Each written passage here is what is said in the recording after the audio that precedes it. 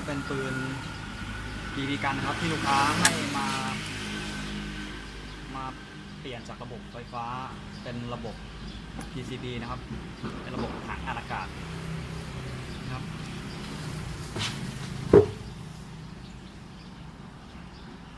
รุ่นก็เป็น EMG นะครับ AR15 Bliss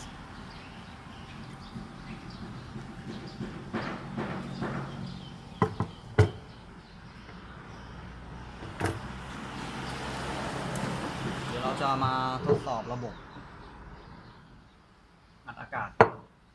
ก่อนที่จะเปลี่ยนใส่เข้าไปในเกียร์บ็อกซ์แทนที่ระบบเดิมนะครับนี่ก็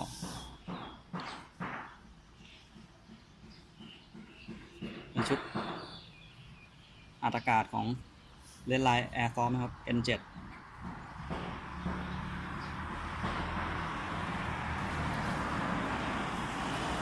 เวอร์ชัน2 for M4 นี่ก็เป็น Regulate ปรับแรงดันของค่าย Redline Airsoft เช่นกัน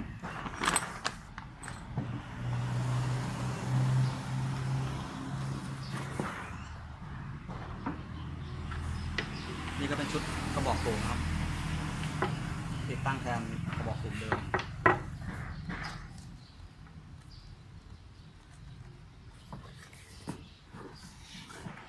นี่ก็เป็นบอร์ดครับชุดเกอร์ไก่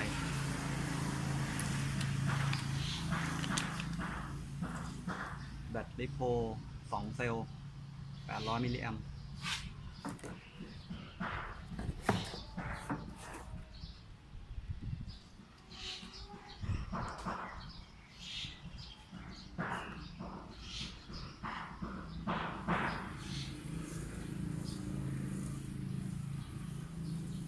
นี่ก็จะช้านะครับเพราะว่าทำครั้งแรกปกติจะเป็นงานซ่อมกับงานเพิ่มปรับแต่งเพิ่มความแรงปืนอย่างเดียวแต่เรื่องเปลี่ยนระบบจาก AEG มาเป็น PCP นี่เป็นงานแรกแล้วครับ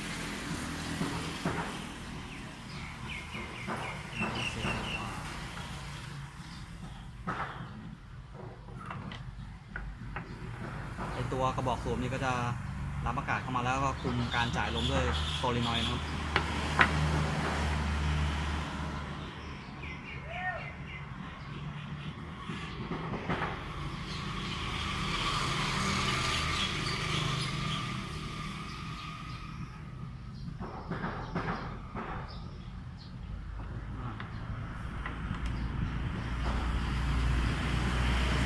ต่อแบตเตอรี่ทีหลัง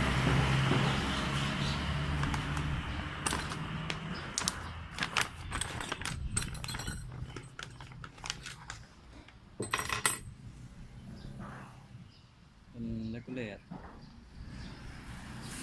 Max ที่ปรับได้ก็เป็น160 psi นะครับ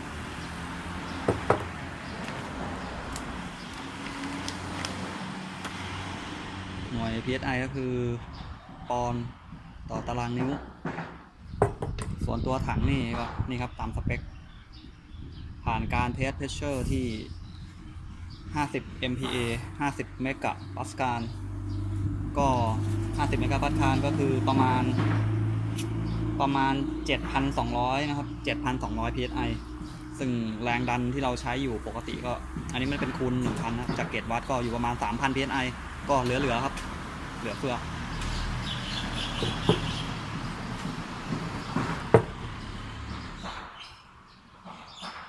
ต่อชุดเรกูเลตนะครับ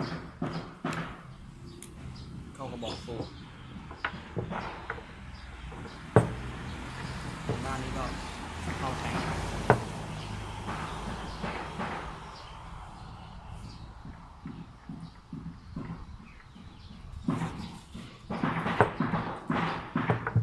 ปกติ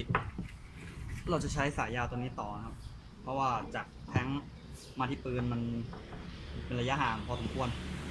แต่อันนี้ผมจะต่อเทสระบบนี้เลย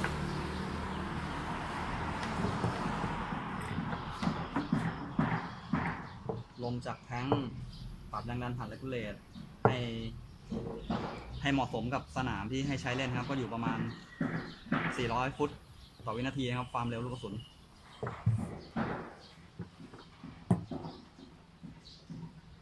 ผ่านบอร์ดควบคุมนะครับแล้วก็สั่งงานด้วยชุดลั่นไกไปที่ซอยนอยวาล์วจ่ายลมคลิปอาจจะยาวนะครับเพราะว่าผมจะทำการเริ่มต้นเลยว่ามีอุปกรณ์อะไรบ้างแล้วก็ไปยันรื้อปืนใส่ในเกียร์บ็อกซ์เลยเปลี่ยนนะโอเคต่อแบตเตอรี่เข้าแล้วครับตอนนี้ยังไม่ได้จ่ายแรงดันลมเข้าไปนะครับยังเป็นศูนย์อยู่เดี๋ยวจะลองสั่งงานเจ้าโซเลนอยด์ดูก่อนจะได้ยินเสียงครับแต่เบามากโอเคเนี่ยผมจะจ่ายลมเข้าไปแล้วโอเคนะครับนี่แรงดันลมในแท้งมีอยู่ประมาณ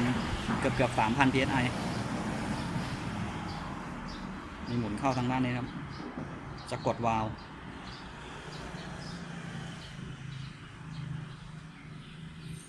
โอเคครับผมก็ได้ทำการปรับ regulator นะครับให้รักษาระดับแรงดันไว้ที่ประมาณนี่ครับโฟกัสไว้ประมาณ90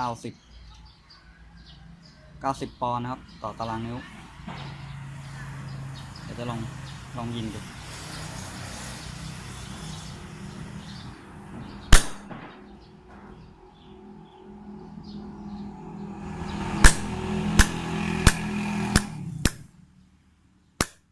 ครับนี่ครับแรงดันก็ไม่แกว่งมากจะค่อนข้างจะเสถียรนะครับ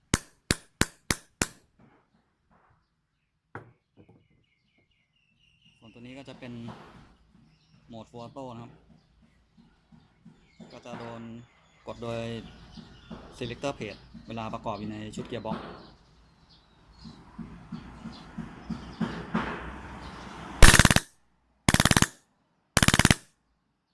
ถ้าไม่กดก็จะเป็นระบบเซมิโอเคครับระบบผ่านละเดี๋ยวผมจะรื้อปืนเพื่อเอาเกียร์บ็อกซ์ออกมาติดตั้งในเจ้ากระบอกสูบนี้เข้าไปแทน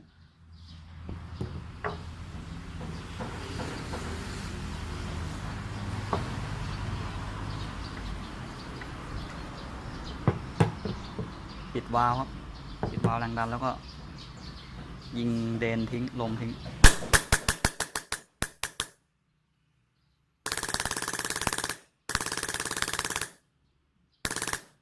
ผิดทางต้องคลายครับ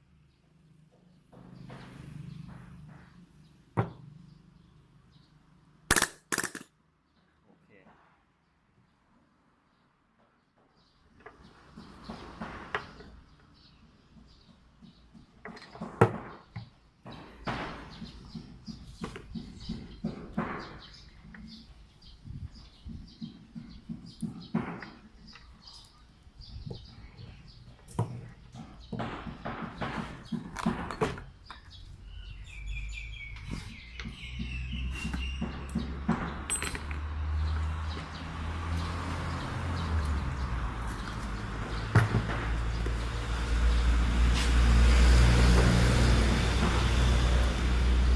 เจ้าตัวนี้ที่แกะมากระบอกที่แล้วก็ค่อนข้างจะรื้อยากนะครับ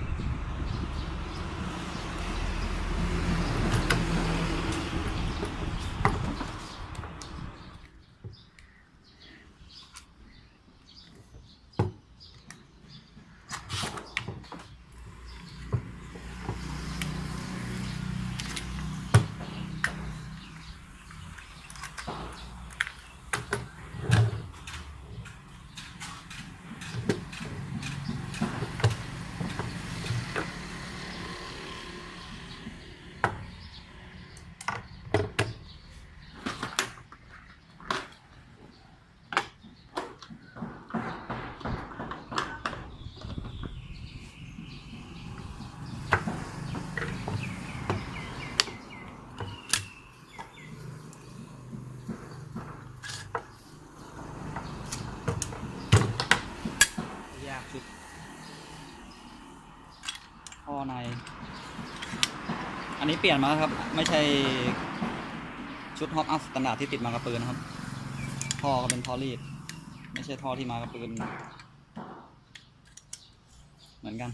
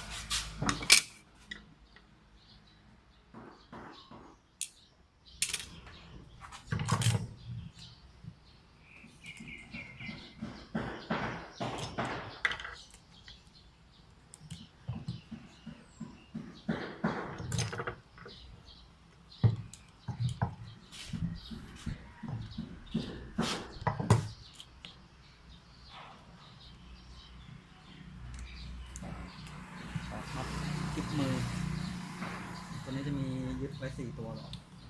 บางรุ่นมีจะยึดไว้แค่2ตัวครับ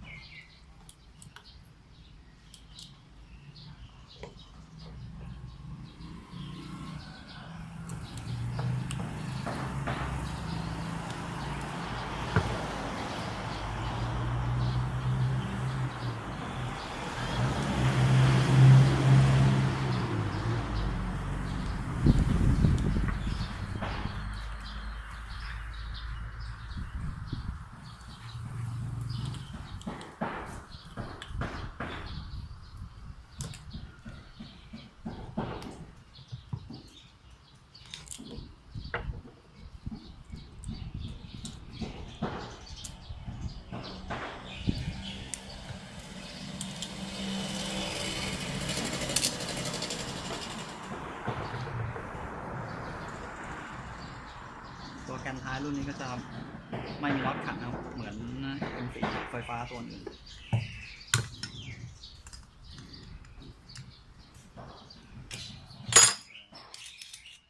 พิเศษเกี่ยวตรงนี้แล้วก็หมุน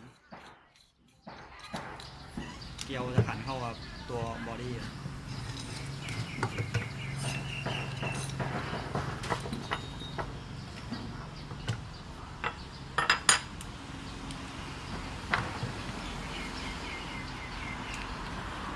ตัวปรับ selector mode เราระวังลูกปืนจะหายลูกปืน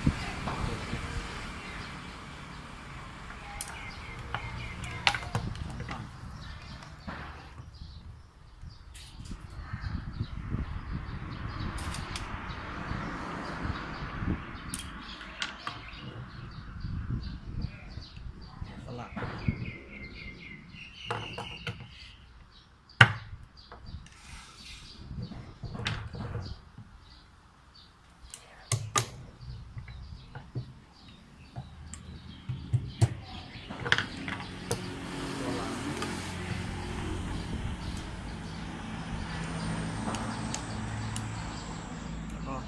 ปุ่มกดแม็ก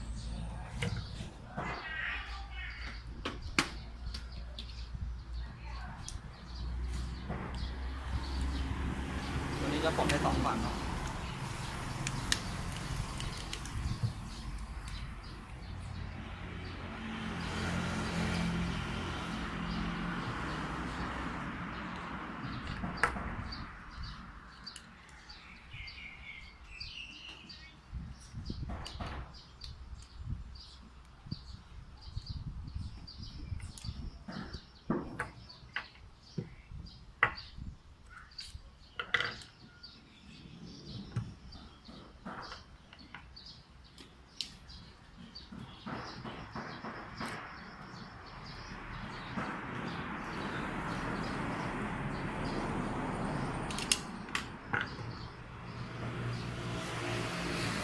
ปืนอยู่ข้างในครับเนี่ย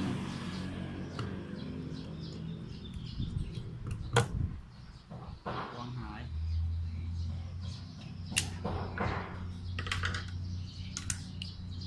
มีสลับนี่ตัวนึง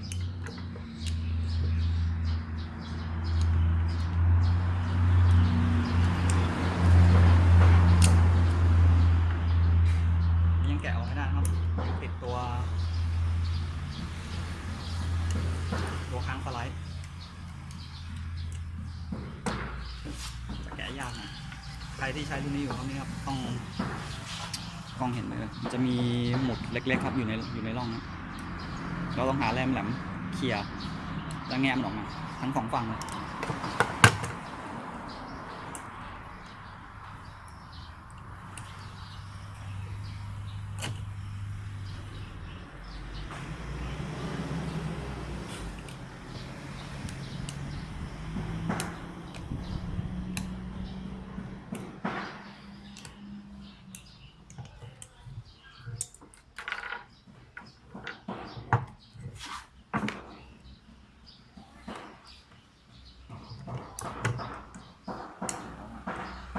วางกระเด็นหายด้วยครับมันจะมีตะปิงอยู่บ้างไหนก็มีฝั่งนี้ปล่อยกับมันเหมือนเดิมมีฝั่งนี้เหมือนกันครับในร่องของบอดี้จะมีหมุดเล็กๆอยู่เหมือนเดิมแล้วก็งัดมันให้มันจมลงมาหมุดนี่มันจะเหมือน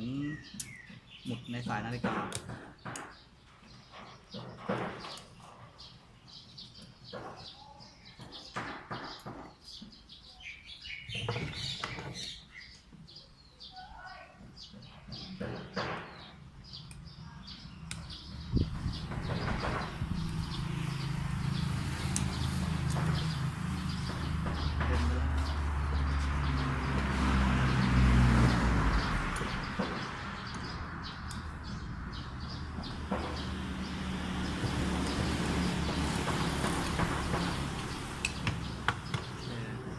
ใส่กับไว้เหมือนเดิม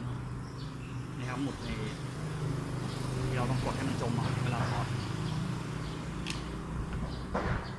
ก็เป็นการแยกบอดี้ออกมาคือแยกเกียร์บ็อกออกมาจากตัวบอดี้เป็นที่น้อย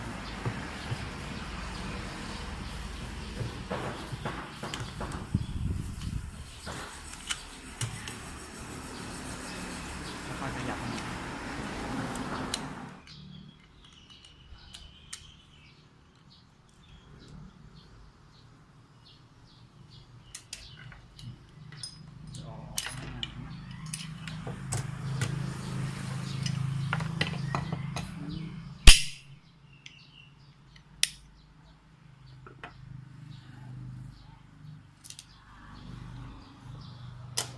นี่ก็เป็นเฟืองสะพานปรับโหมดซ้ายขวา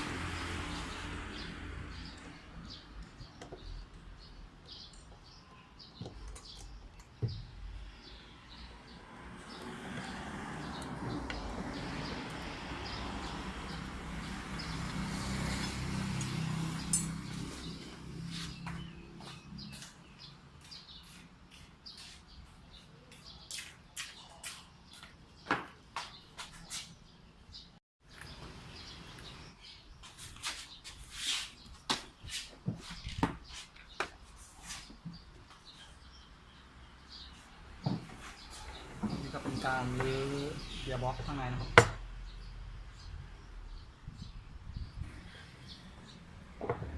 ไอตัวนี้จะเป็นแผ่นเอาไว้ดึงค้างสไลด์เพิ่มลูกเล่นให้แบบเพิ่มเลยก็ไม่ได้ใช้เป็นระบบโบแบ็กหรืออะไรนะครับ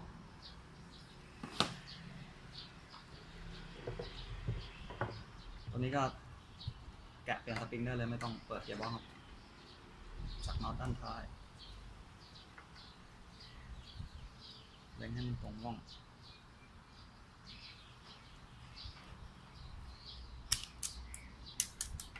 ดึงสปริงพร้อมไกด์แบริ่งออกมาเป็นลูกปืนนะครับ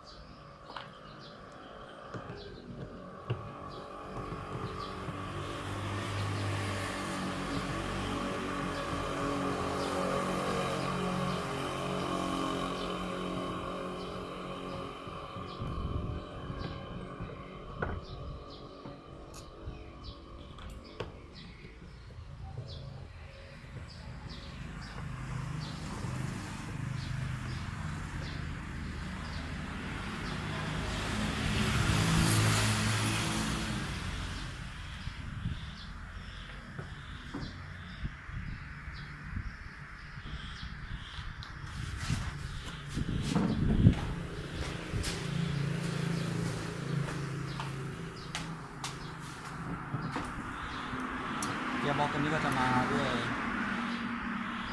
บูท8 มิลนะครับเดี๋ยวผมดูก่อนว่ามันเป็นแบริ่งหรือเปล่าหรือเป็นบูทสเตนเลสแกะแงะออกมาเพราะไม่มีสปริงแล้วเวลาแกะมันจะง่ายหน่อยไม่งั้นมันจะมีอะไรกระเด้งวุ่นวายไปหมด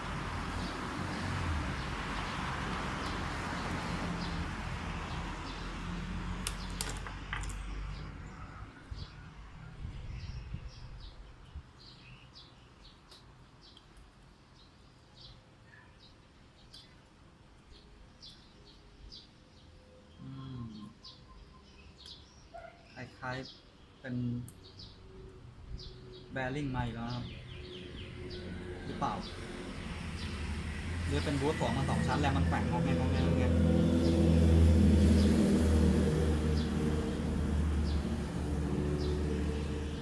เหมือนแบริ่ง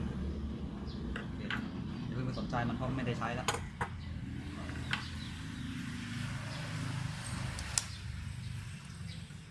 นี่ครับหัวจระบีท่วมอันนี้เป็นกระบอกสูบเดิม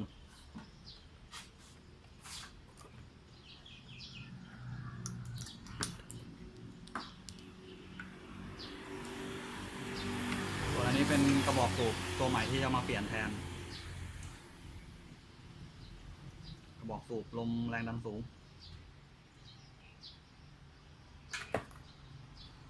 ผมลื้อเกียร์บ็อกซ์ก่อนเดี๋ยวอาจจะจบคลิปนี้ไว้เท่านี้ก่อนนะครับเพราะว่าเดี๋ยวต้องทำความสะอาดเกียร์บ็อกซ์วันนี้ก็จะมืดละถ้าชอบนะครับกดติดตามครับแล้วก็เดี๋ยวดูคลิปต่อไปน่าจะจบละ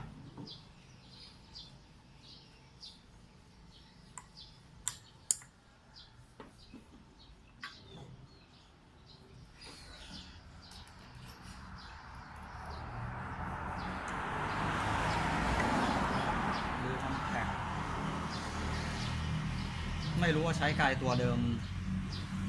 ได้หรือเปล่านะแต่พวกชุดสายไฟนี่ไม่ได้ใช้แล้วครับรื้อออกหน้าคอนแทค